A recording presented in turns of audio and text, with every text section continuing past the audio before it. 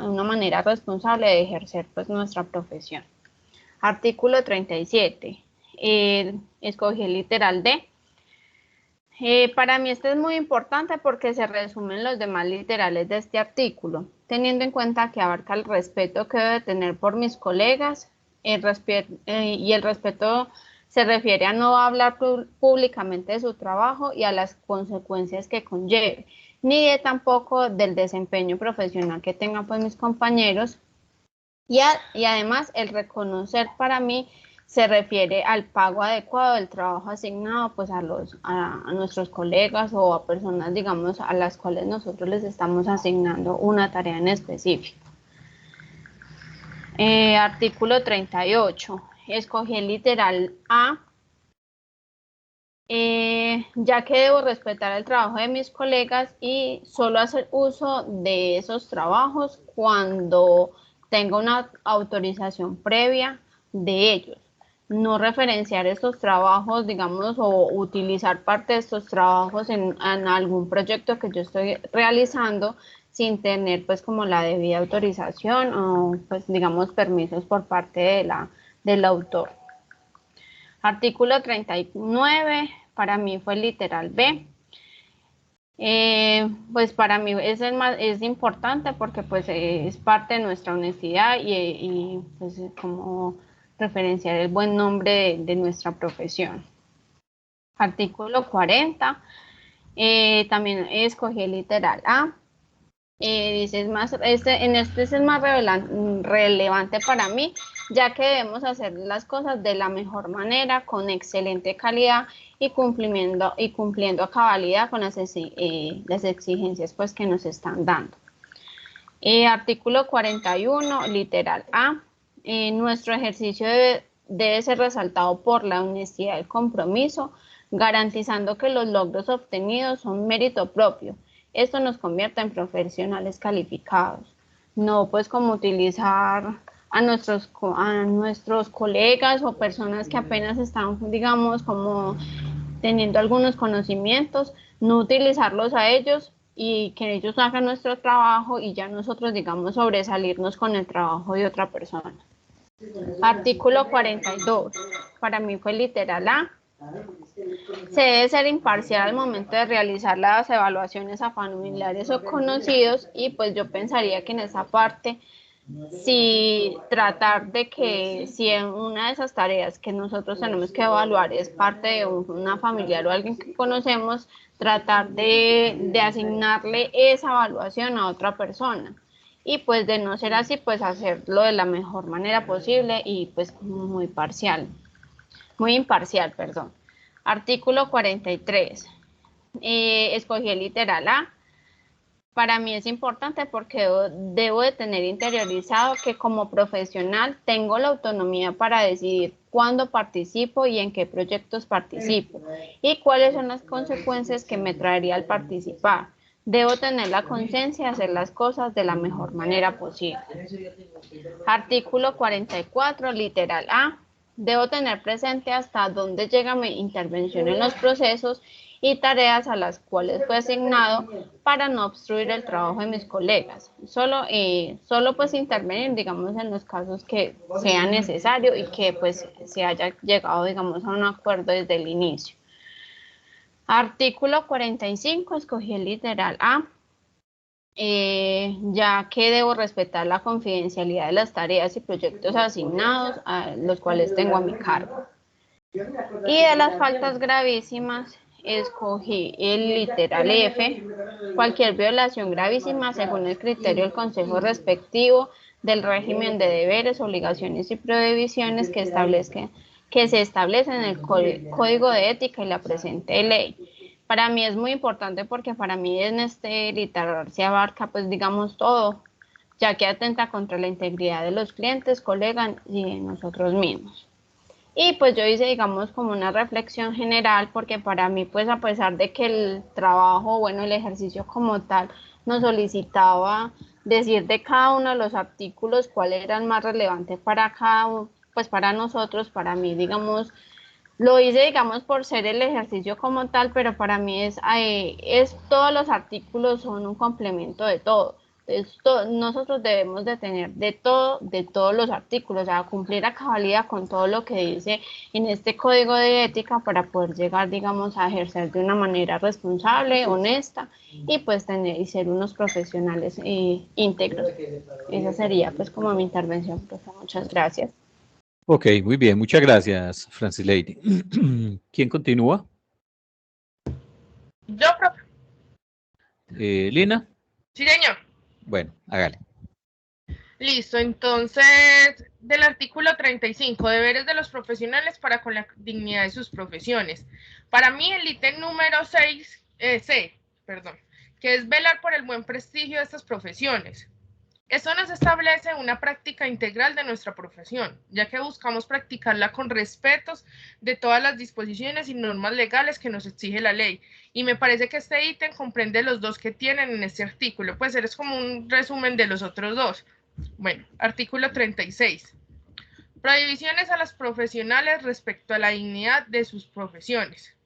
En el ítem A, que dice recibir o conceder comisiones, participaciones u otros beneficios ilegales injustificados con el objeto de gestionar, obtener o acordar designaciones de índole profesional o la encomienda de trabajo profesional. Yo que dije, es el único de este artículo y nos hace referencia a la especificación de que no debemos dejarnos sobornar al recibir o conceder comisiones, bonificaciones u otros beneficios que no sean legales para gestionar la designación de índoles profesionales, ya que esta práctica que comúnmente se refleja en nuestro país se presta para la masificación de la corrupción y que cada vez se lleve a cabo la realización de nuestras profesiones de una manera equívoca y desleal. Artículo 37. Deberes de los profesionales para con sus colegas y demás profesionales. Para mí el más importante fue la abstenerse de emitir públicamente juicios adversos sobre la actuación de algún colega, señalando errores profesionales en que presuntamente haya incurrido, a no ser de que ello sea indispensable por razones ineludibles de interés general, o que se le haya dado anteriormente la posibilidad de reconocer y rectificar aquellas actuaciones y errores haciendo dicho profesional caso omiso de ello. Como colegas, debemos ser algo compasivos, por así decirlo.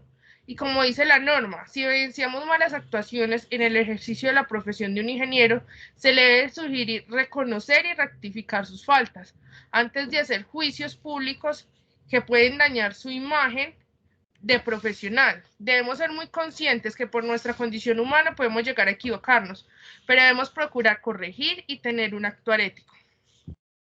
En el artículo 38. Prohibiciones a los profesionales respecto a sus colegas y demás profesionales. Me parecieron importantes dos y como que se complementan uno con otro. El ítem C dice, usar métodos de competencia desleal con los colegas. Y el E dice, proponer servicios con reducción de precios luego de haber conocido las propuestas de otros profesionales. Entonces, ¿qué digo? Como le dijimos al principio, debemos procurar el buen prestigio de nuestra profesión. Y está en nosotros la sana competencia que hace mejor el mercado laboral y profesional. Debemos, cuando vamos a trabajar, cobrar basados en nuestro trabajo y conocimiento, no buscar maneras incorrectas de hacer competencia en el mercado. Artículo 39. Deberes de los profesionales para con sus clientes y el público en general. En el ítem C, dedicar toda su actitud y atender con la mayor diligencia y probidad a los asuntos encargados por su cliente. Entonces digo yo, la mejor manera de competir nuestra debe ser la atención al cliente, ya que como lo mencionamos en el punto anterior, no debemos revisar trabajos o precios. Lo que debemos procurar en el ejercicio de nuestra actividad es ser muy diligentes y oportunos con las peticiones y requerimientos de nuestros clientes. Artículo 40. Prohibiciones a los profesionales respecto a sus clientes y en público en general. Para mí el más importante fue el ítem B, que dice, aceptar para sus beneficios o el de tercero comisiones, descuentos del Consejo Profesional Nacional, bonificaciones u análogas ofrecidas por proveedores de equipos, insumos, materiales, artefactos o estructuras por contratistas y o otras personas directamente interesadas en la ejecución de los trabajos que proyecten o dirijan, salvo autorización legal o contractual. Cuando nuestro cliente o empresa nos pide decidir en entidades o proveedores para ello, debemos ser realmente objetivos, que sean las mejores opciones para el cliente. Dicha decisión no puede estar basada en el favorecimiento propio. En el artículo 41, deberes de los profesionales que se desempeñan en calidad de servidores públicos o privados. Para mí el más importante fue el ítem A. Actuar de manera imparcial cuando, por las funciones de su cargo público o privado, sean responsables de fijar, preparar o evaluar pliegos de condiciones de licitaciones o concursos. De la misma forma mencionada en el punto anterior, si nuestro concepto es necesario en procesos de licitaciones, debemos ser profesionales, completamente imparciales para tomar las correctas decisiones. El artículo 42, que es prohibiciones a los profesionales que se desempeñen en calidad de servidores públicos o privados. Entonces el ítem es el A, que dice participar en el proceso de evaluación de tareas profesionales de colegas con quienes se tuviese vinculación de parentesco hasta el grado fijado por las normas de contratación pública o vinculación societaria de hecho o de derecho. La violación de esta norma se imputará también al profesional que acepte la evaluación. Entonces, si estamos laborando en un cargo público, no está para nada bien que de nuestra parte participar en algún proceso de evaluación de algún familiar nuestro, ya que dicho proceso no será imparcial y tomaremos decisiones no profesionales. El artículo 43. Deberes de los profesionales en los concursos o licitaciones. En el ítem A dice, los profesionales que se dispongan a participar en un concurso o licitación por invitación pública o privada y consideren que las bases pudiesen transgredir a las normas de la ética profesional deberán denunciar ante el Consejo Nacional respectivo la existencia de dicha transgresión.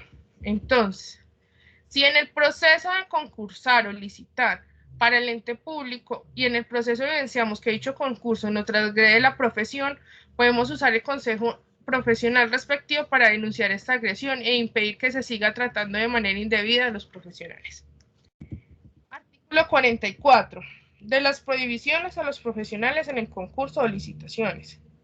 En el ítem A dice, los profesionales que hayan actuado como asesores de la parte contratante en un concurso o licitación deberán abstenerse de intervenir de manera directa o indirecta en las tareas profesionales requeridas para el desarrollo del trabajo que dio lugar al mismo del Consejo Profesional Nacional de Ingeniería, salvo que su intervención estuviese establecida en las bases del concurso. Ay, profe, espere, regáleme un momentito. Que este documento lo tenía incompleto. Me faltan las dos últimas que me quedó en el de la plataforma. Yo estaba leyendo uno que tenía aquí en mi computador y yo lo terminé en el trabajo. Un segundito, ya lo bajo de la plataforma. Faltan solo los dos últimos. Estoy ingresando. Qué pena.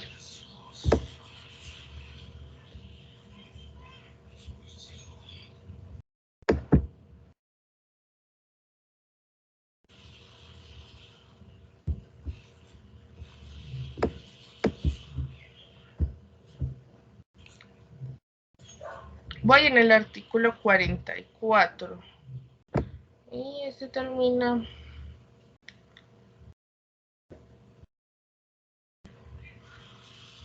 Listo, artículo 45. Régimen de inhabilidades incompatibles que afectan el ejercicio. En el ítem A dice, los profesionales que actúen simultáneamente como representantes técnicos o asesores de más de una empresa que desarrollen idénticas actividades y en un mismo tema sin expreso consentimiento o autorización de las mismas para tal actuación. Entonces, ¿yo qué digo? Cuando ejercemos nuestra actividad profesional para una empresa debemos tener muy presente que es una inhabilidad trabajar para otra empresa que se dedique a las mismas actividades, ya que con esto se puede prestar para malos entendidos e inconvenientes profesionales que nos pueden causar inhabilidades. Solo podemos realizar estas actividades si informamos a todas las partes, teniendo presente que nuestro compromiso es no compartir la información importante de nuestras empresas. En las faltas gravísimas, para mí lo más importante fue el B. Obstaculizar en forma grave las investigaciones que realice el profesional del Consejo Profesional de Ingeniería respectivo. Si por algún motivo empieza el Consejo Profesional de Ingeniería una investigación contra nosotros o una persona conocida nuestra o allegado, será considerado como falta gravísima el no facilitar la información y todo lo pedido para dicha investigación. No debemos impedir que la investigación se realice, por el contrario, es nuestro deber como profesional facilitar esta tarea y brindar lo que nos pidan para ella. Listo, profesor, sería mi trabajo. Ok, Lina, muchas gracias. ¿Quién continúa? Profe, continúo yo. Listo. Bueno, profe. Felipe. Artículo 35. Deberes de los profesionales para con la dignidad de sus profesiones. El numeral que elegí fue el C, que es velar por el buen prestigio de las profesiones. Bueno, el tema, pues, el cual, pues, como quise dar, es velar por el buen nombre de la profesión y hacer todo lo posible como para tener esta profesión en alto. No es como actuar en temas, pues, indebidos, como puede ser ahora el tema, pues, de la corrupción que se ve tanto, pues, en el momento de nuestro país. Artículo 36. Prohibiciones a los profesionales respecto de la dignidad de sus profesiones. El numeral A. Recibir o conceder comisiones, participaciones u otros beneficios ilegales o injustificados con el objeto de gestionar, obtener o acordar designaciones de índole profesional o la encomienda de trabajo profesional. Recibir dinero, el cual nos corresponde solo para dejar realizar, pues, corresponde solo para dejar realizar tratos ilegales, ¿cierto? Con el fin de ganar, pues, algún proyecto, pues esto es como poco ético, ¿cierto? Primero se debe ser, pues, como todo de manera correcta y tratar, pues, como de ganarse ese dinero honestamente. Artículo 37. Deberes de los profesionales para con sus colegas y demás profesionales. Respetar y reconocer la propiedad intelectual de los demás profesionales sobre sus diseños y proyectos. Entonces, este tema trata, pues, como de no ganarse tanto los créditos de los demás con ganar créditos a favor de los demás cuando no nos corresponde dichos proyectos. No robar, pues, el tema de las ideas, pues, de los otros si no nos corresponde. Entonces, es como respetar este tipo de proyectos. Artículo 38. Prohibiciones a los profesionales respecto de sus colegas y demás profesionales.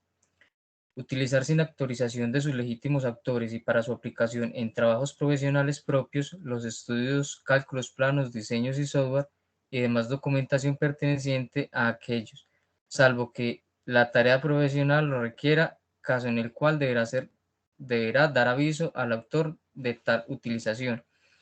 Entonces, pues, es como tener el consentimiento si se va a utilizar, pues, alguno de estos, como estos aplicaciones o, bueno, trabajo, ¿cierto? Tener la autorización del autor.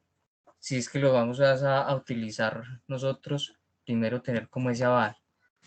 Artículo 39. Deberes de los profesionales para con sus clientes y el público general. Numeral A. Mantener en secreto y reserva respecto de toda circunstancia relacionada con el cliente y con los trabajos que para él se realizan, salvo obligación legal de relevarla o requerimiento de consejo profesional respectivo. Acá es como el tema, pues, como de la confidencialidad, pues, de la información que, pues, los clientes brindan, ¿cierto? No divulgar, pues, como este tipo de información, pues, ya que simplemente es llegando el caso, solo brindarlo, pues, como a entes legales y de pronto lo solicite. De lo contrario, pues, no facilitar como a nadie todo este tipo de información. Artículo 40. Prohibiciones a los profesionales respecto de sus clientes y el público en general.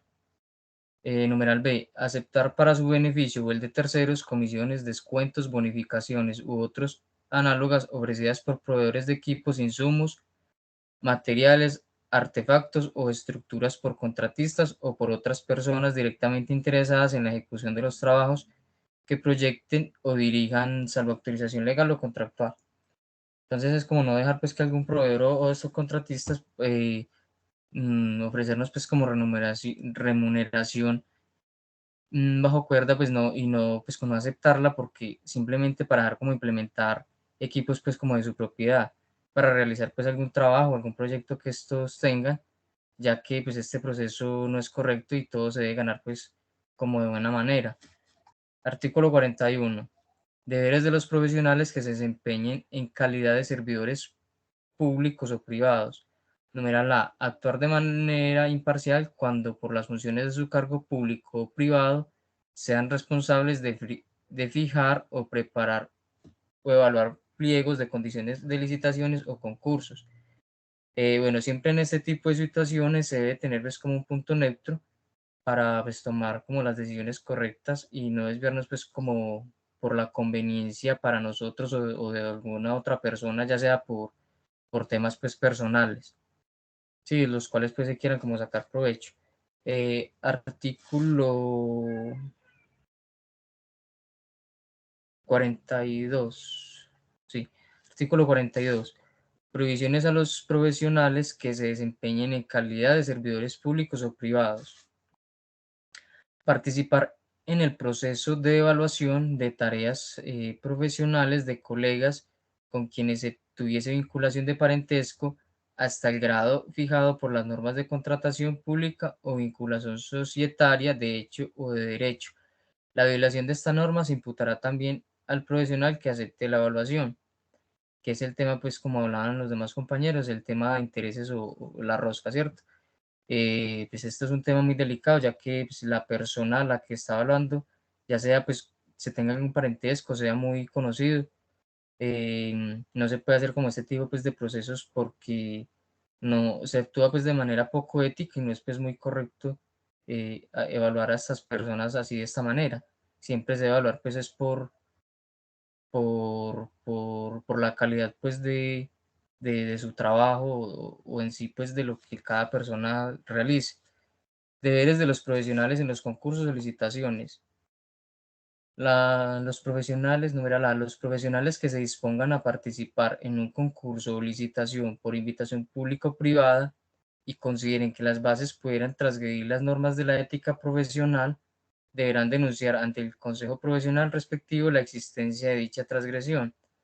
Te sacas el tema pues de denunciar si se está incurriendo pues en acciones que sean poco éticas o que sean pues como indebidas y tomar pues como esas medidas correspondientes para realizar pues esa respectiva denuncia y no quedarse pues como callados ante esa situación que se está pues presentando.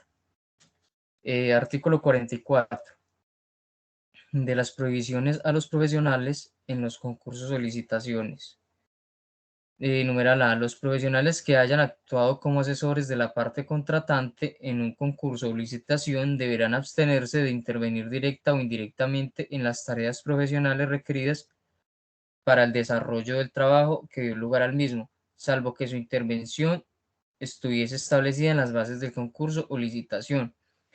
Entonces acá el tema trata es como no influir pues en estos proyectos, pues solo corresponde si fue simplemente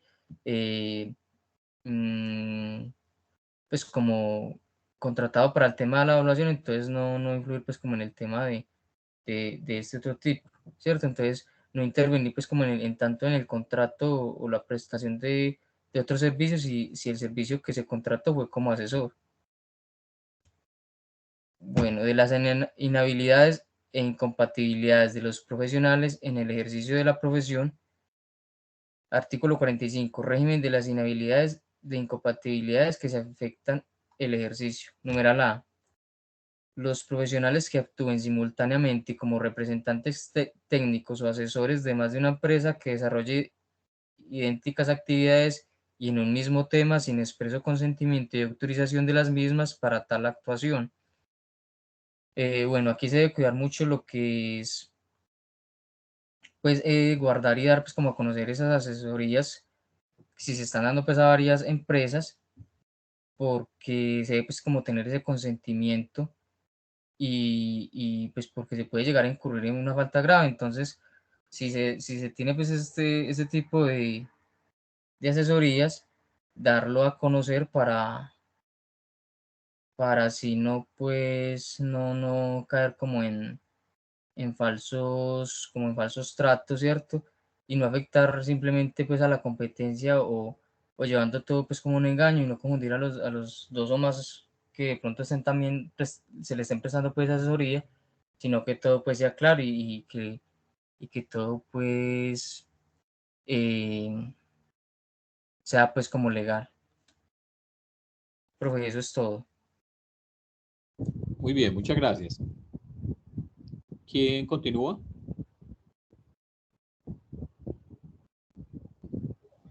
Profe, yo. Tengo, señor. Listo, Brian, le escuchamos. ¿Me escucha ahí? Listo. Sí, señor. Artículo 35.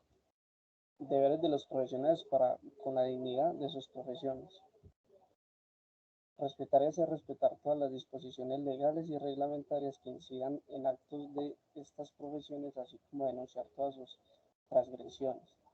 En mi experiencia y en lo que entiendo sobre esta parte, pues uno debe ser lo más transparente con todos estos actos cuando se está elaborando, ya que se puede causar irregularidades en las actas y eso puede ocasionar, eso es lo más profesional.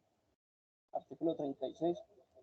Prohibiciones a los profesionales respecto a la dignidad de sus profesiones. Recibir o conceder comisiones, participaciones u otros beneficios ilegales o injustificados con el objeto de gestionar, obtener o acordar designaciones de índole profesional o la encomienda de trabajo profesional. La persona que ejerza un ámbito laboral debe de ser todo un profesional y no inducir a inconvenientes que puedan dañar sus hojas de vida o la empresa. Siempre ser correcto y cumplir con el código ético. Artículo 37. Deberes de los profesionales para con sus colegas y demás profesionales. Respetar y reconocer la propiedad intelectual de los demás profesionales sobre sus diseños y proyectos. Creo que uno de los deberes más importantes que tiene un profesional es escuchar y ayudar a otros que lo necesiten, como también enseñar sus propios conocimientos, como cumplir sus deberes y ayudar a innovar la empresa. Artículo 38. Prohibiciones a los profesionales respecto a sus colegas y demás profesionales. Realizar trabajos de otro profesional sin conocimiento y aceptación previa del mismo, a menos que éste se haya separado completamente del trabajo. Esto es muy importante ya que se debe tener el permiso del puesto o tener el conocimiento para evaluar. Pues esto no se cumple, estarán viendo las normas de ética. Artículo 39. Deberes de los profesionales para con sus clientes y el público en general. Dedicar toda su actitud y atender con la mayor diligencia y probidad los asuntos encargados por sus clientes. Esto es súper importante. Ser lo más cordial y resolver las dudas de los clientes. Artículo 40. Prohibiciones a los profesionales respecto a sus clientes y el público en general. Ofrecer la prestación de servicios cuyo objeto, por cualquier razón de orden técnico, jurídico, reglamentario, económico o social, sea de dudoso o imposible cumplimiento, o lo que por circunstancias de idoneidad personal no pudiera satisfacer. Esto, si no se tiene el conocimiento para satisfacer una necesidad, pues deberá de comunicarse a otra persona que tenga esa experiencia y pueda resolver estos fallos. Artículo 41. Deberes de los profesionales que se desempeñen en calidad de servidores públicos o privados. Actuar de manera imparcial cuando por las funciones de su cargo público o privado sean responsables de fijar, preparar o evaluar pliegos de condiciones de licitaciones o concursos. Los deberes de llevar todo de manera correcta, ser lo más profesional para no causar falencias en los trabajos que se realicen.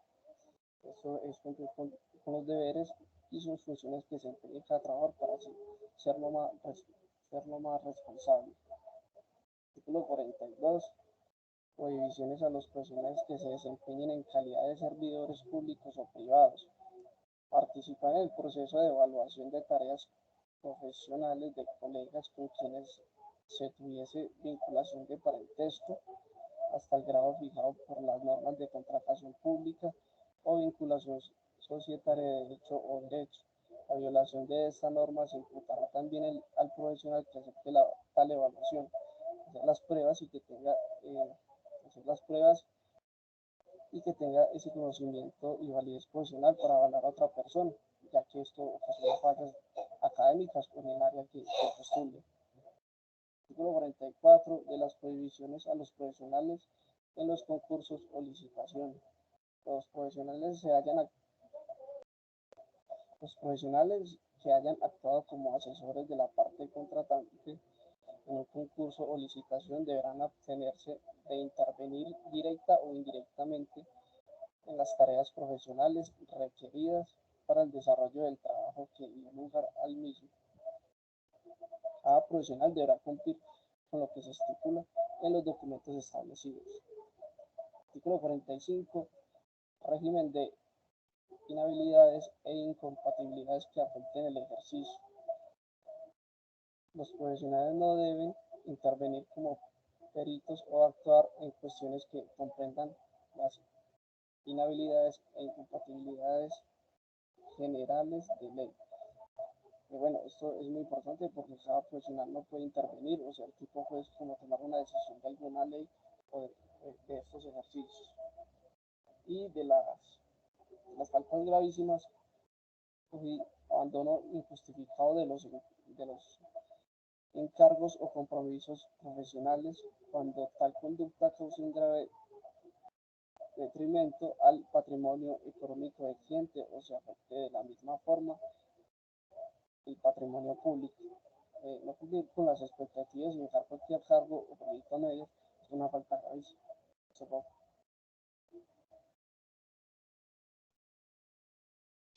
Listo, Brian, muchas gracias. Bueno, ¿quién más está pendiente? José David y Julián David. ¿Dónde están? Bueno, entonces, varios elementos para tener presente entonces dentro de lo que se validó con respecto al código de ética. Y pues sí, digamos que vamos a profundizar un poco con respecto a lo que se había hablado de las inhabilidades e incompatibilidades. Entonces, estas inhabilidades e incompatibilidades básicamente se establecen cuando efectivamente por el desarrollo de su profesión se le genera una inhabilidad a usted como profesional o efectivamente esa actividad que ha sido asignada es incompatible con el desarrollo como profesional según el cargo que esté desempeñando. Entonces me dice, los profesionales que actúen simultáneamente como representantes técnicos o asesores en diferentes empresas que desarrollen idéntica actividad y en un mismo tema, sin expreso consentimiento o autorización de las mismas para la actuación. Aquí es claro de que yo como ingeniero de sistemas pudiese estar vinculado a 2 o 3 empresas, pero efectivamente esas empresas deben de conocer que yo también participo entonces de esa actividad. Además, debo de tener una autorización, porque ya algunos lo habían establecido y habían hablado de algo que se llama el conflicto de interés. Es decir, yo debo de ser muy claro cuando tengo un conflicto de interés que pueda inmiscuirse en el desarrollo de mi actividad o de mi profesión.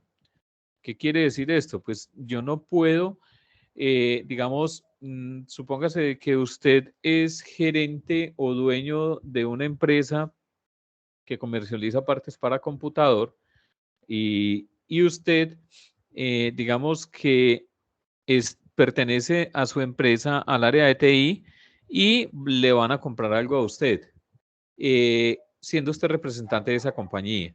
Si usted es representante de esa compañía y usted efectivamente va a quedar vinculado como proveedor, pues de cierta forma podría existir un conflicto de interés en el cual pues pudiese existir un favorecimiento en la adquisición de alguno de los elementos que sean necesarios dentro de la empresa. Por eso es necesario establecer y dejar claro ese conflicto de interés, dónde se está presentando, con el fin de que la empresa haga el estudio, el análisis y determine si efectivamente le permite o no. ¿Dónde se presenta también un conflicto de interés? Hay muchas compañías, por ejemplo, que los contadores, el contador que tiene la compañía, le brinda, por ejemplo, es contador en otra empresa. Y eso puede generar, si esa empresa le está prestando servicios a la compañía donde usted es contador, pues efectivamente allí hay un conflicto de interés en el cual se puede, de cierta forma, evidenciar un apoyo, digamos, muy crítico dentro de ese elemento. Y a nivel de Colombia, sí existen, por ejemplo, digamos, unas personas que se llaman personas con actividad de interés. ¿Qué es una persona con actividad de interés? Es que puede ser que esa persona sea representante legal de una compañía o que sea un miembro de junta directiva de esa compañía y participe como representante legal o como miembro de junta directiva de otra empresa. Por eso se llama persona con actividad de interés. No hay limitación en cuanto a eso, pero para las empresas sí es necesario establecer ese tipo de relación que no pueda inmiscuirse en el favorecimiento de pronto en la adquisición de algún elemento o en la participación de alguna licitación. Los profesionales que en el ejercicio de sus actividades públicas o privadas hubiesen intervenido en determinado asunto, no podrán luego actuar como asesor directo o indirectamente de la parte contraria en la misma cuestión. Es decir, si usted intervino o usted fue el que generó, digamos, un módulo o lo desarrolló, lo implementó, pues efectivamente usted no podrá, digamos, actuar en algún elemento en el que su actividad sea de pronto una verificación o validación de la contraparte con respecto a eso, si es el mismo módulo que usted, que la otra persona está utilizando. Y no deben intervenir como peritos o actuar en cuestiones que comprendan las inhabilidades e incompatibilidades generales de la ley. Supóngase de que usted es entonces auditor certificado en ISO 27001, pero usted también es auditor de calidad y es auditor también de VAX. Y en ISO 9001 hay algún componente de tecnología que impacta de cierta forma la auditoría. Es decir, Pena, ¿sí? usted ¿Sí? no está proyectando nada, ¿cierto? Ya les voy a... Sí. Ah. ¿No están viendo? Yo sí, profe. Sí, profe, yo sí estoy viendo. Qué pena, Bueno. profe. Sí, sí, sí. Ah, listo. Sí, no Entonces, sabe ella. Gracias. bueno, entonces vamos en este componente. Entonces, si usted como auditor de ISO 9001 le colocan o le asignan una actividad para auditar ese proceso de tecnología, pues allí hay un conflicto de interés que usted no podría auditarse usted mismo. Es por eso que entonces esos elementos no podrían darse de esa forma. Y yo me debería declarar impedido porque estoy inhabilitado para poder realizar ese tipo de auditorías dentro de mi empresa como tal. Y en las faltas gravísimas, entonces me dice todo lo que se derive de manera directa o por interpuesta persona en una parte indebida o fraudulenta con un provecho patrimonial en ejercicio de la profesión con consecuencias graves para la parte afectada. Participar en licitaciones, obtener tipos de contratos o recibir dineros básicamente por la ejecución de un trabajo por una interpuesta persona o alguien que lo ubique a usted en un puesto o que le permita firmar algún documento licitatorio para poder de esa forma adquirir algún dinero, pues lógicamente aquí hay una sanción y hay una falta gravísima dentro de eso. Obstaculizar de forma grave las investigaciones que realice el Consejo Profesional. Pues, o sea, no prestarse ni mostrar debida diligencia cuando hay una investigación como esta. Abandono injustificado de los encargos o compromisos profesionales cuando tal conducta cause grave detrimento al patrimonio económico o el cliente se afecte de la misma forma en un patrimonio público o puede ser un patrimonio privado. Entonces, cuando usted está desarrollando, cuando usted está implementando algún componente de tecnología o configurando algún tipo de servidor y efectivamente usted se retira y básicamente ni siquiera se vuelve a saber de usted, pues digamos que aquí hay una conducta grave, validando también cuál es el detrimento que está obteniendo la contraparte. Entonces puede ser que ese detrimento sea una falta grave con base a la suspensión de la actividad que desarrolla la compañía.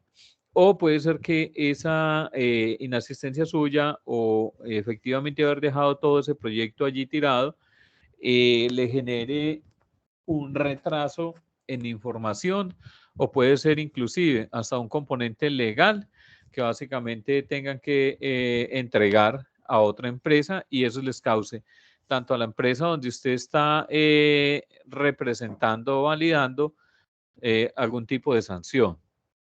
La utilización fraudulenta de las hojas de vida de sus colegas para participar en concurso o licitación pública, lo mismo que para suscribir los respectivos contratos. Entonces, cuando usted hace o utiliza una hoja de vida de un tercero sin la debida autorización y para poder, digamos, presentar una licitación o obtener un contrato, pues digamos que hay dos elementos gravísimos. Pues uno es haber utilizado la hoja de vida sin la respectiva autorización y el otro es haberla entregado sin la respectiva autorización de protección de datos personales. Entonces ahí, digamos, existirían dos faltas graves en cuanto a eso. Incurrir en algún delito que atente contra sus clientes, colegas, autoridades de la República, siempre y cuando la conducta punible comprenda el ejercicio de ingeniería o de alguna de sus profesiones afines. Aquí es claro de que ese delito puede ser que se manifieste específicamente en una apropiación de dineros o inclusive que se genere de cierta forma un daño a un patrimonio que usted esté interviniendo. Por ejemplo, en el caso de Chirajara, con la utilización de materiales no muy aptos para poder desarrollar su actividad y que ocasionó un detrimento entonces en una mayor gasto dentro de eso. Igual sucede, por ejemplo, con lo de Reficar. Reficar es la refinería de Cartagena y esa refinería de Cartagena, que primero estaba proyectada en 3.000 millones de dólares, se incrementó con un gasto de 8.000 millones de dólares. Es decir, que el incremento fue abismal si ya se tenía presupuestado un componente de eso. Por eso es que cuando se participan en esas licitaciones y cuando las licitaciones salen a público, efectivamente, pues si usted participó era porque usted tenía el conocimiento de cuánto era y de cómo era esa participación para poder ejercer cuáles eran los valores que usted efectivamente tenía. Y allí se puede observar que a veces para poder que esos contratistas que se ganan las licitaciones por X o Y motivo, con favoritismos o no, pues en muchas ocasiones terminan utilizando materiales de muy baja calidad que conllevan entonces a una caída o alguna obra que no termina muy bien y que la vida útil con la cual estaba proyectada pues no trasciende a lo que realmente es. Cualquier violación gravísima, según el criterio del Consejo respectivo del régimen de deberes, obligaciones y prohibiciones que establece el Código de Ética de la presente ley. Este elemento que hemos visto hasta acá también tiene entonces un componente que va apoyado para la parte del sector público y el sector privado con la ley 1778 del 2016, por las cuales se dictan normas sobre la responsabilidad de las personas jurídicas por actos de corrupción transnacional y se dictan otras disposiciones en materia de lucha contra la corrupción.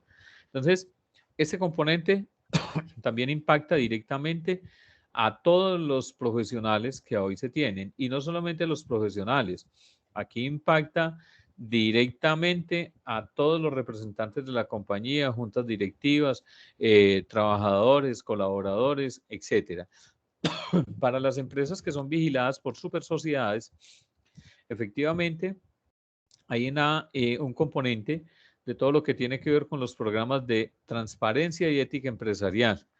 Este componente se hace obligatorio para aquellas compañías que específicamente tienen o hacen su actividad económica y si el año inmediatamente anterior han obtenido un ingreso o tienen activos por valores superiores a 30.000 salarios mínimos mensuales legales vigentes, están obligados a poder establecer este componente y tener un código de ética. A hoy, muchas compañías tienen establecido su respectivo código de ética o el código de buen gobierno y ética empresarial. En ese elemento se establecen cosas clarísimas y a hoy muchas compañías ya lo han empezado a ejecutar porque es un componente que le ayuda a presentar de cierta forma una transparencia hacia todas las partes interesadas que tienen las compañías, es decir, hacia los clientes, hacia los proveedores, hacia los empleados, hacia los accionistas, a los miembros de junta directiva, es decir, a todo nivel. Y en esos programas de ética se establecen elementos claros como la parte de las dádivas o los regalos que a veces le dan entonces a los empleados de las compañías. En muchas ocasiones hay compañías que establecen una reglamentación muy clara y es no se puede recibir ningún tipo de regalo, ni ningún tipo de ayuda, ni ningún tipo de dinero, porque en muchas ocasiones eso lo organizan de tal forma de que nunca ingresa y nunca usted lo ven que usted efectivamente recibió algo de otra persona, de un tercero o de un proveedor.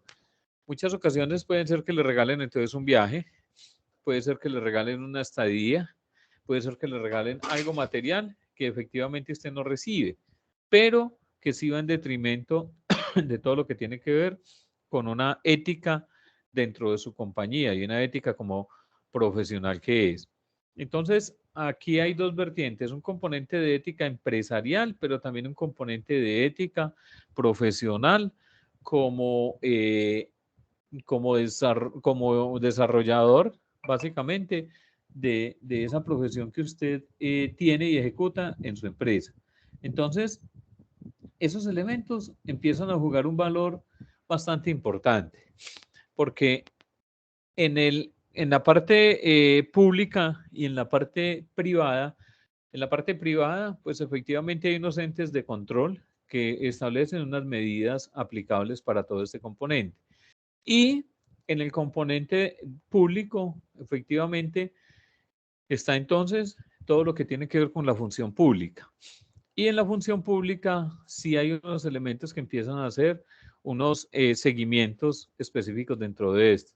El gobierno estableció entonces el CIGEP 1 y el CIGEP 2. Hoy creo que este CIGEP 2 aún no está completamente en funcionamiento.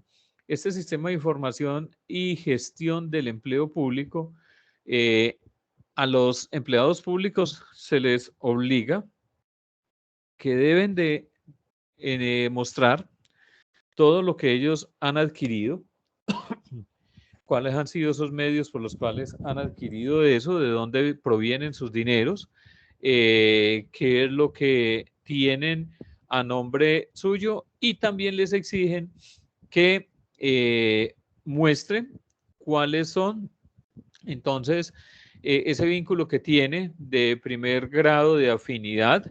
Primero, digamos que ese primer grado de afinidad, segundo civil, obtiene de que esa persona política básicamente tenga que entregar la información de la esposa, del cónyuge o de la persona con la cual está relacionado, los hijos, los papás, los abuelos y si tiene vínculo con alguna empresa que efectivamente requiera de eso, de poder establecer esos componentes que efectivamente se tienen.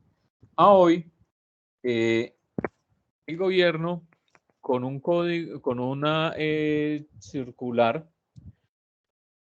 creo que es un decreto, el decreto 830 de 2021,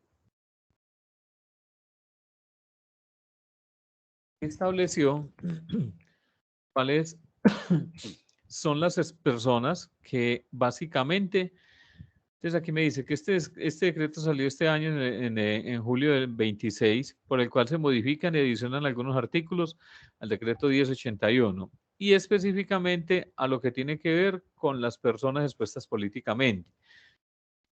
¿Cuáles son las personas expuestas políticamente? Pues aquellas que básicamente están vinculadas al sector público por medio de uno de sus diferentes cargos. Entonces, esos cargos específicos empiezan a irlos mencionando dentro del desarrollo de todo este decreto y empieza entonces a decirle, bueno, vea, tenga en cuenta que las personas que se encuentran expuestas políticamente son el presidente de la República, el vicepresidente, los consejeros, los directores, los subdirectores de departamento administrativo, ministros y viceministros, los secretarios generales de Tesoro, los directores financieros de los ministerios, los departamentos administrativos, la superintendencia, quienes hagan sus veces, presidentes, directores, gerentes, secretarios generales de Tesoros, directores financieros de los establecimientos públicos y la unidad administrativa especiales, las empresas públicas de servicios públicos domiciliarios, las empresas sociales del Estado, las empresas industriales y comerciales del Estado y la sociedad de economía mixta, todas las superintendencias, en todos los generales de las fuerzas militares y la Policía Nacional. Todos estos que mencionan aquí requieren entonces un tratamiento diferencial con respecto a todo lo que básicamente ellos pueden empezar a manejar y que efectivamente, como tienen ese poder de mover dineros y de poder ejercer esa actividad de todo lo que ellos pueden entregar como licitaciones, cumplimiento de proyectos, etcétera. Entonces, ahí es donde efectivamente deben de ejercer un control especial. Es por eso que la función pública establece entonces unos elementos de seguimiento en cuanto a esto. Y me dice que esas personas, las que son expuestas políticamente y bajo el componente ético, también es necesario que declaren los nombres e identificaciones de las personas con las cuales tengan sociedad conyugal de hecho o de derecho, los nombres e identificación de los familiares hasta segundo grado de consanguinidad y primero de afinidad y primero civil, y la existencia de cuentas financieras que tengan en un país externo. Entonces, a todo este componente también, de cierta forma, con protección de datos personales, también empiezan a impactarlo, porque en el componente ético y de todo lo que cada uno habló, específicamente habían elementos muy claros y es pues el que entregue información, el que básicamente no pida esa autorización, el que viole esa confidencialidad de la información, pues se va a hacer acreedor a una sanción. Y aquí, por ejemplo, en la SIC, con todo el componente de protección de datos personales, también se extiende un componente crítico dentro de todos estos elementos. Y hay unos elementos, por ejemplo, sancionatorios. Entonces aquí me dice, vea, están las decisiones administrativas desde el 2014 hasta el 2021 y las decisiones de apelación. Estas decisiones de apelación ya han pasado por la parte administrativa, pero muchas personas pues apelan la decisión que básicamente la Superintendencia de Industria y Comercio establece en cuanto a ellas. Entonces, para el 2021, ¿qué se tiene de sanciones? Entonces, mire que aquí hay caja de compensación familiar del Huila y le dice qué fue lo que sucedió de la veracidad del dato. Entonces, este componente, a pesar de estar inmerso dentro de toda la parte ética, adquiere un elemento importante dentro de esto. Bimbo de Colombia. Es un deber de los responsables y encargados del tratamiento garantizar el ejercicio del derecho de habeas data para que los titulares conozcan cuáles de sus datos personales han sido recolectados en diferentes bases de datos y el uso y el uso que se está haciendo de los mismos. De igual manera, se debe garantizar el pleno y efectivo ejercicio del derecho de petición o consulta. este elemento lo colocan ellos público, pero cuando usted entra, por ejemplo, a esta resolución, por privacidad de los elementos que hay aquí, digamos que ellos primero que todo establecen un componente y dicen, venga, esto es una versión pública de esta decisión de esta resolución que emitió Superintendencia de Industria y Comercio. Y efectivamente aquí no dejan ver los nombres de las personas que están entablando ese componente de demanda, porque hay un componente de prohibición de mostrar desinformación por protección de datos personales. Entonces aquí, mire que cada uno de los elementos específicamente no están allí. Entonces, ¿qué es lo que establecen ellos aquí? Pues establecen un contexto general de qué es lo que sucedió y colocan de color oscuro para que no puedan visualizarse los nombres de las personas, porque básicamente ahí se habría una violación entonces de la privacidad de los elementos que hay allí. Por eso estos elementos los hacen público, pero con una connotación específica de poder no entregar toda la información que contiene el documento, además con nombres y algunos elementos que permiten identificar a las personas. Lo mismo sucede cuando en una compañía tienen un sistema de videovigilancia que específicamente hay un profesional o uno de los que hacen este tipo de seguimientos a todos los videos que se graban dentro de la compañía por protección o seguridad de las empresas, pues básicamente lo que hacen es que a hoy la Ley de Protección de Datos Personales establece que usted puede, y así lo ha tenido, que usted puede realizar una filmación y usted lo debe de socializar de esa forma, de que usted puede entregar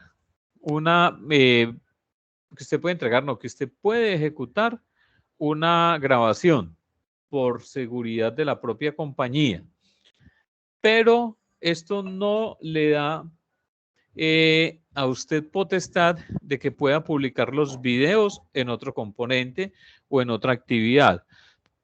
Inclusive, cuando alguien hace la solicitud ante usted para que le pueda mostrar algún video en el cual se haya ejecutado o realizado algún acto de, digamos, de robo o algo, pues usted no debe entregar esa información. Además, porque si la entrega, usted estaría violando entonces toda la parte de protección de datos personales y la confidencialidad de esos elementos. Permítame un momento.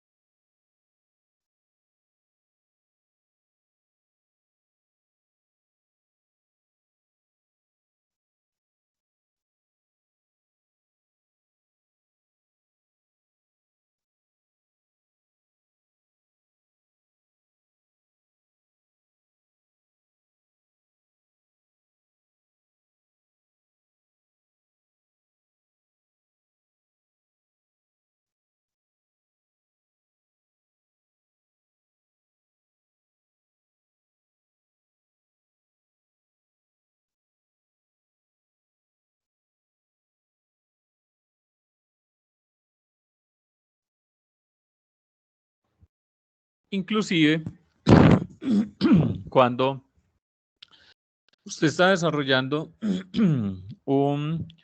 su proyecto de grado y ese proyecto de grado usted lo va a realizar o ejecutar en su empresa con información real de la compañía, usted deberá solicitar por escrito a la empresa la utilización de esa información, porque muy posiblemente si no hay una autorización de la utilización de esa información, usted esté violando un derecho fundamental. Y recuerden que al comienzo se habló entonces también del componente de derechos de autor. Si usted utiliza el logo de su compañía, el nombre de su compañía o el eslogan de su compañía o formatos de su compañía sin su respectiva autorización, allí hay una violación de derechos de autor con base a la información que es propia de esa compañía. Por eso es que hay que solicitar por escrito a la empresa en la cual usted va a realizar ese proyecto de grado, que le den la autorización para poder ejecutarlo. En lo posible, esa autorización debería estar por escrito. Si es un correo electrónico, pues guarde ese correo, porque ese es el soporte que efectivamente a usted le dieron la respectiva autorización para poder acceder a esa información. Además, porque es que usted va a encontrar información que en muchas ocasiones puede ser información confidencial para la compañía, y hay información que efectivamente no se va a poder mostrar. Entonces, información que usted de pronto puede mostrar, estados financieros que son públicos. Los estados financieros están registrados en Cámara de Comercio para aquellas empresas que están obligadas a entregar ese tipo de información.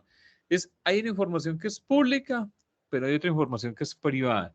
La información que es privada, efectivamente, para poder utilizarla, yo tendré que solicitar una respectiva autorización de esto. ¿Hay alguna pregunta hasta allí?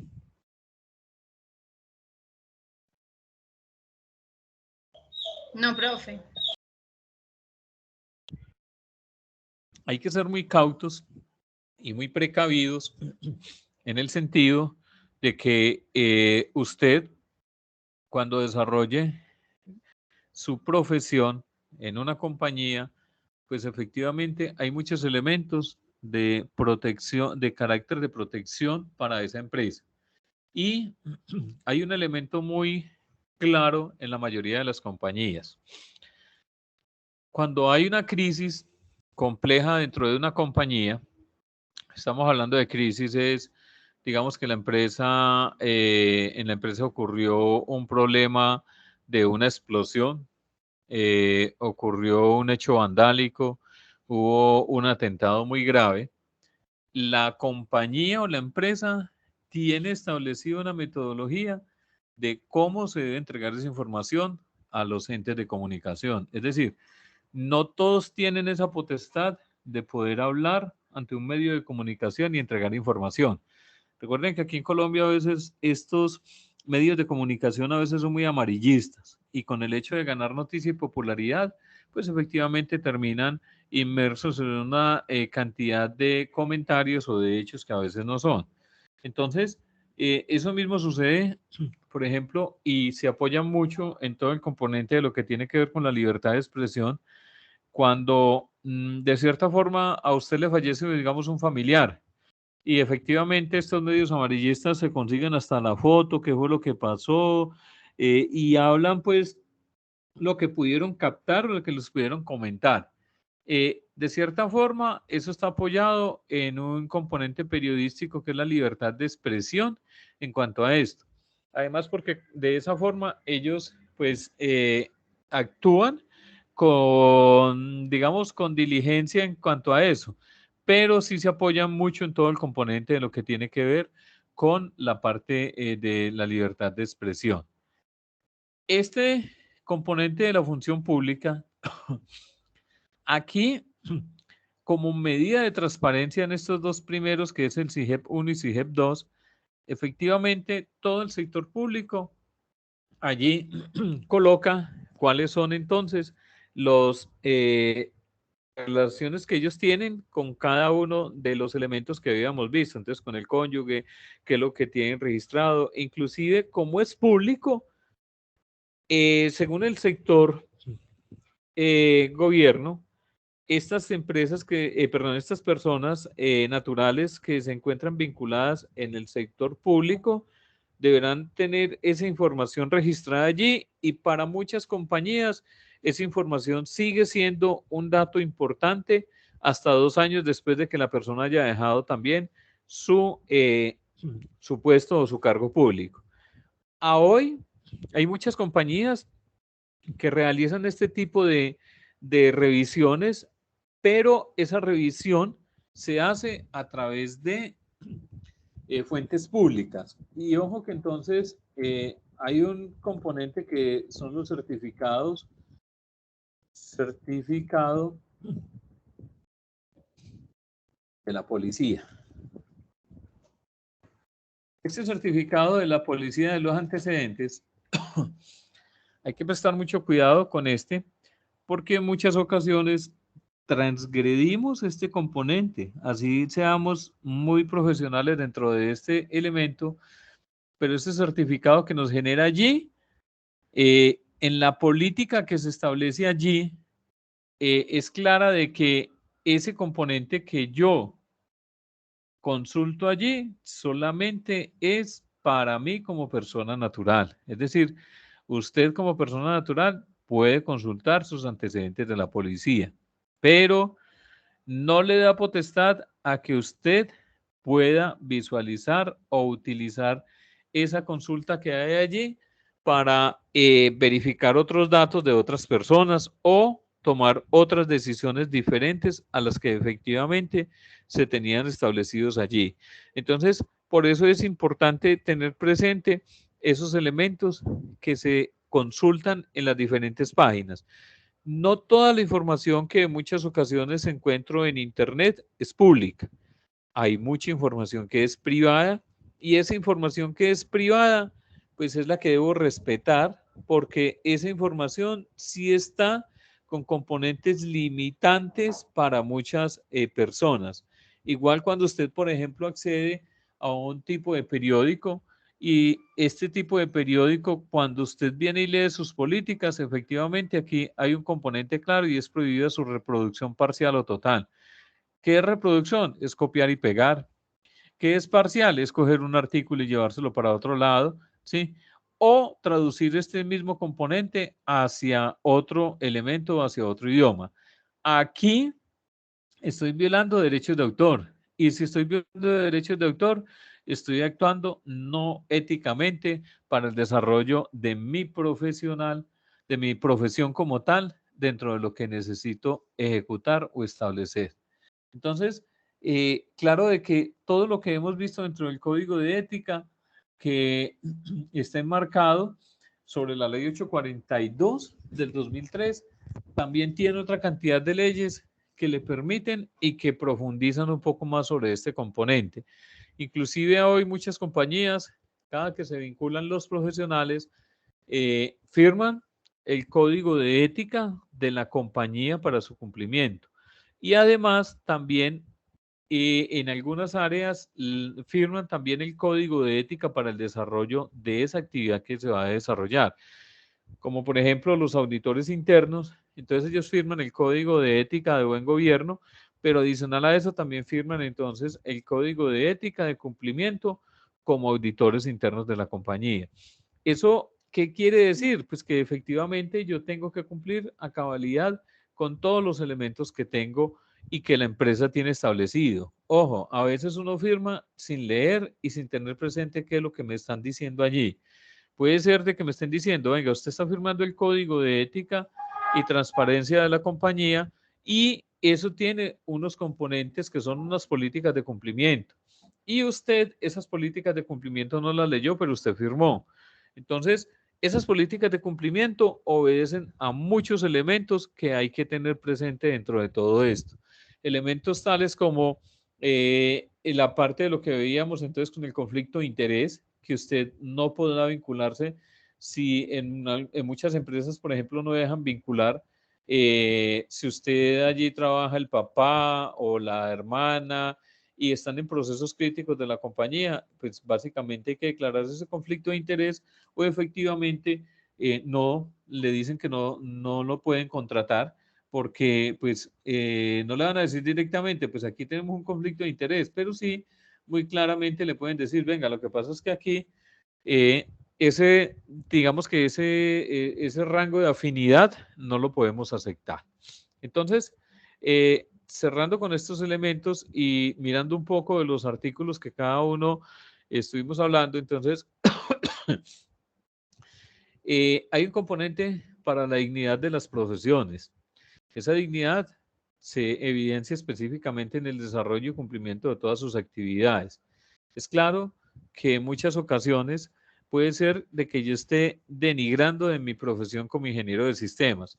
Y eso lo hemos visto en muchas ocasiones cuando un ingeniero de sistemas o alguien de soporte técnico entrega o hace los respectivos mantenimientos y donde efectivamente la guerra de precios es un componente crítico dentro de esto. Entonces, un mantenimiento de un computador en 30.000, 40.000, eso, digamos, de cierta forma empieza a ir como pues en contra directamente de la profesión.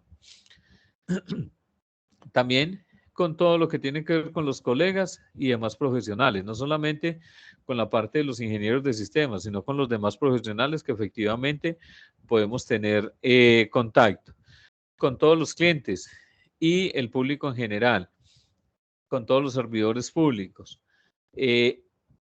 Está bien este componente que es muy importante, que es todo lo de en los concursos o licitaciones. Entonces, se asume que el sector gobierno, con la parte de todo lo que tiene que ver con la postulación de los cargos, pues en su totalidad deben de estar adscritos a todo el componente de meritocracia. Y es por eso que el sector gobierno entonces tiene unos entes de control que aplicarán unas respectivas pruebas para poder hacer ese tipo de consecuciones. Anteriormente se veía mucho entonces la palanca y creo que aún todavía se ve la palanca del político para poder participar en los concursos. Y en las licitaciones, en el sector privado, efectivamente también hay un componente ético que les permite que este componente se haga con transparencia. Porque en muchas licitaciones, ¿qué sucedía? Participaban 3 o 4, pero de esos 3 o 4 pasaban 2 y para no seguir luchando, pues básicamente el uno bajaba el precio para que subiera el otro y bajo cuerda participaban los dos. Es decir, que el proceso había sido muy claro y muy transparente, pero al final se veía cómo se veían inmiscuidos en un proceso entonces de favorecimiento del uno contra el otro. Esos procesos de licitación tienen que ser muy transparentes, por eso en muchos componentes, por ejemplo, que hace el sector gobierno, y creo que, si mal no estoy por aquí, había una sanción que había impuesto Super Sociedades, Superintendencia de Industria y Comercio, perdón, creo que, venga, miremos si era acá, a un componente de,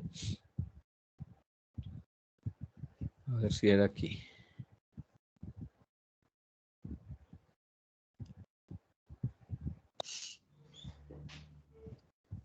El sector gobierno tiene un componente de, creo que es de unas subastas, y esas subastas las hace públicas. Y ese componente creo que sufrió una violación a una plataforma y por eso les hicieron un llamado o les implementaron una sanción debido a un componente que les fue violentado dentro de eso. Recuerde que en muchas ocasiones cuando... Necesitaba mandar. En muchas ocasiones cuando se participa en licitaciones y a veces esas licitaciones son violentadas o hackeadas, pues efectivamente hay un componente legal que empieza a impartir los entes de control y que efectivamente los ejecutan. Bueno, entonces vamos a mirar un momento, por favor.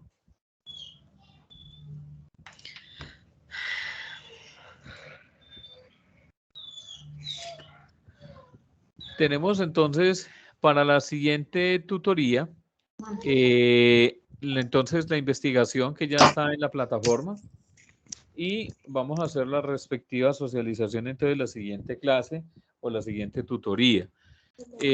¿Todos subieron el trabajo de esta actividad a la plataforma? Yo sí, profe. Sí, señor. Sí, señor. Ok, listo.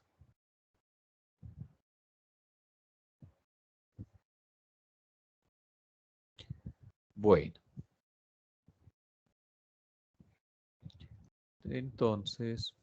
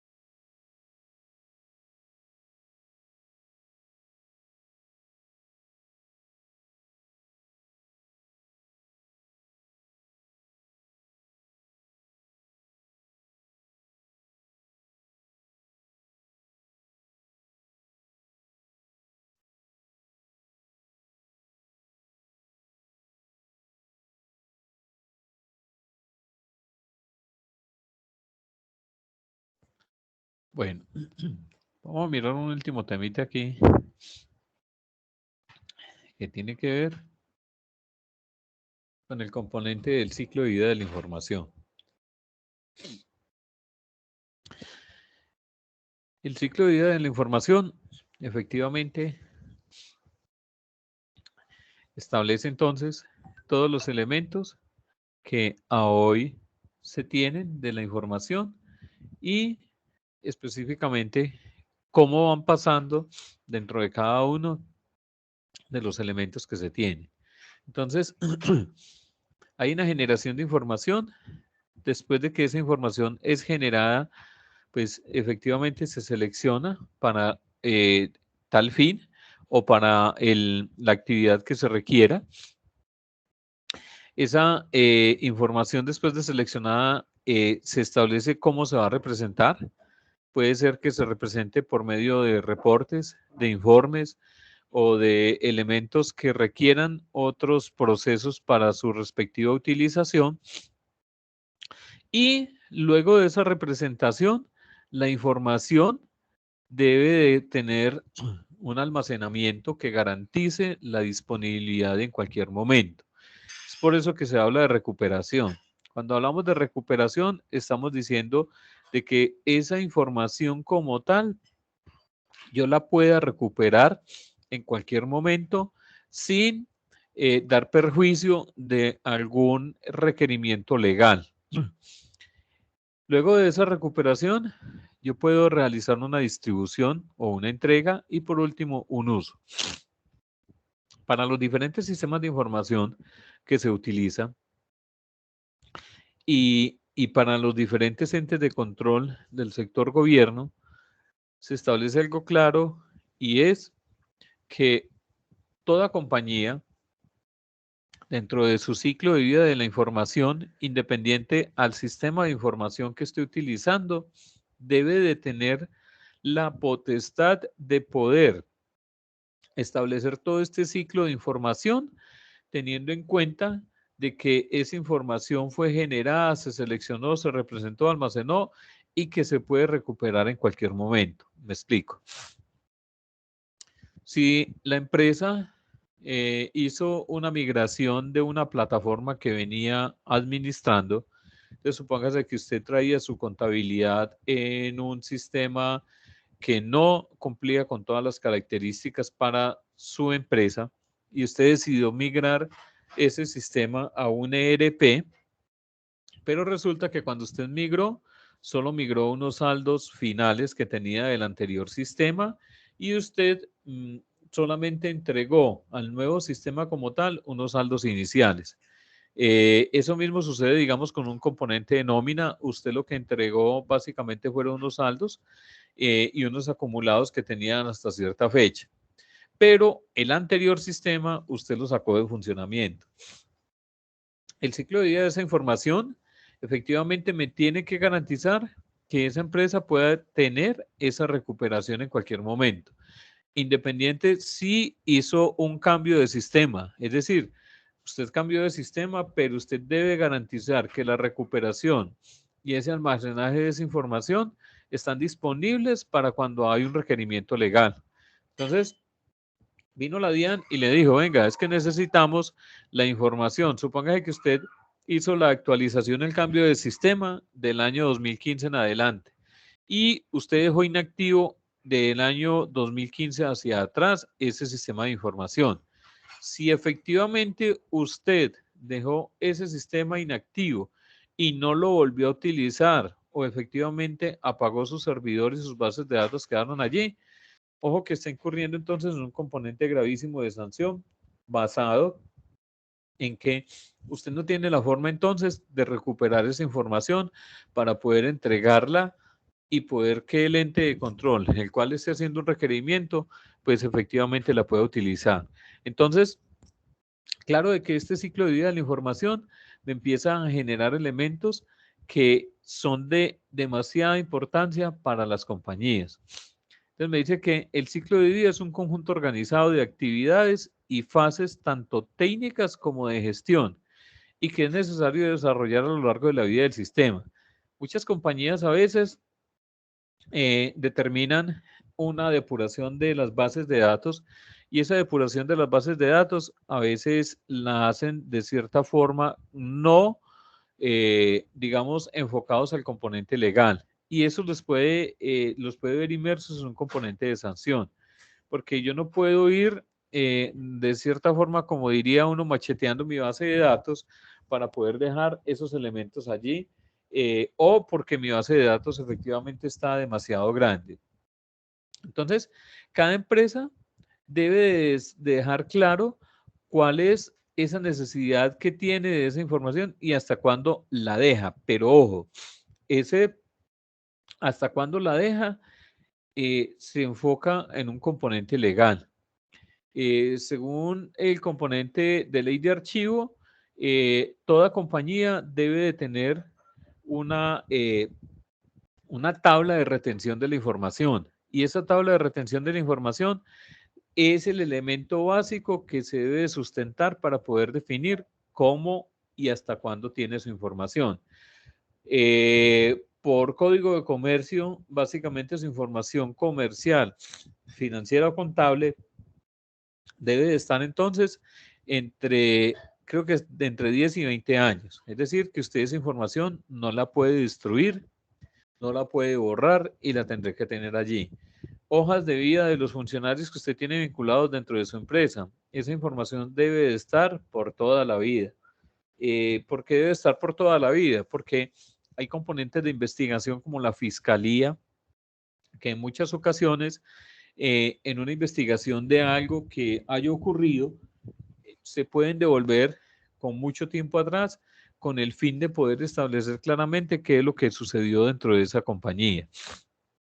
Entonces me dice, como cualquier activo, que es la información de una organización, esta información representa todo ese ciclo de adquisición hasta cuándo debe ser desechada, que era lo que estábamos diciendo. Esa clasificación de datos, con el objetivo de poder racionalizar los recursos. Cuando decimos racionalizar, estamos diciendo, bueno, es que yo no voy a poder tener toda la historia de la vida de la compañía almacenada en alguna información. Si usted se devuelve, por ejemplo, a la información de los años 70, cuando no había entonces sistemas de cómputo, efectivamente deben de estar los documentos. ¿Cuáles documentos deben de estar? Pues digamos que la información de los accionistas, de los dueños de la compañía, porque hay un histórico de eso, y esa información en su momento debe haber estado a mano. Posteriormente a eso ya se migra a un componente tecnológico, pero de esos elementos sí debe existir entonces el respectivo soporte. Y no toda la información que presenta tiene la misma relevancia o confidencialidad o importancia. Es necesario también clasificar esa información según su importancia, según el uso que se le vaya a dar con base a la primera clasificación. Se seleccionará el sistema de almacenamiento físico. Los entes legales que han establecido de que si hay algún requerimiento de un ente legal, usted debe de tener esa información accesible. Muchas empresas han optado, por ejemplo, de que si tenían una base de datos Oracle o MySQL Server, pues exportar los datos que son más críticos dentro de eso para archivos que sean fáciles de leer, bien sean archivos TXT, archivos textos o archivos planos, o dejarlos efectivamente en Excel que sean de fácil acceso para no tener entonces problemas legales con respecto a eso. Dice, no es lo mismo una información vital que deba ser salvaguardada, ejemplo, por medio de copias de seguridad, que aquella información que pueda ser reciclada con la finalidad de ahorrar recursos de almacenamiento físicos. Esto lleva a la cuestión fundamental de eliminación efectiva de la información no necesaria, y la distribución se apoya con el concepto de confidencialidad, es decir, la información debe ser consultada por aquellos que la requieran bajo privilegios de acceso otorgados previamente. Estos elementos, entonces, para la mayoría de las compañías se hace necesario tener tablas de retención documental que le den plena garantía de poder dar respuesta oportuna ante un requerimiento que le haga un ente de control a cualquier compañía como tal. Bueno, esto es lo que teníamos hasta el día de hoy. No sé si hay alguna pregunta.